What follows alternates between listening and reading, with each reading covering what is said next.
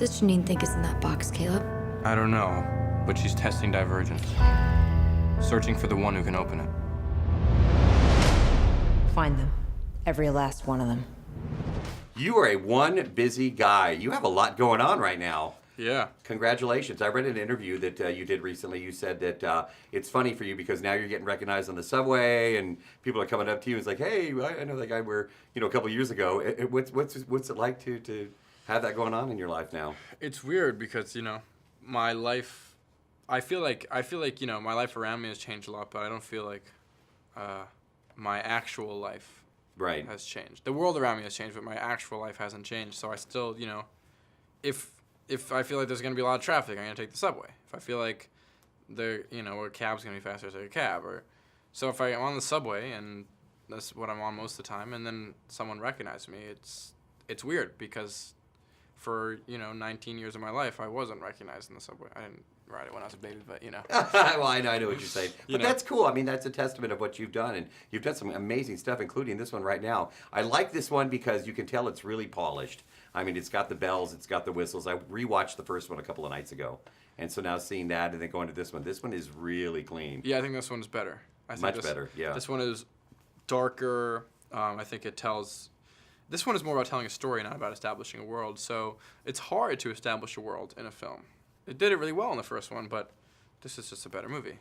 And also doesn't feel like YA, you know what I mean? Right, yeah. It doesn't feel like it's made for kids or something like that. It feels like it's made for everyone. It feels like a good movie. Which, talking about your character, because you go through some changes in this film, you're a little bit more sinister. Is that safe to say?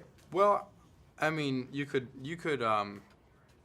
We're not giving anything away, but I just thought. No. You do go through a development. One could say that, or you could interpret it as that, but it's not.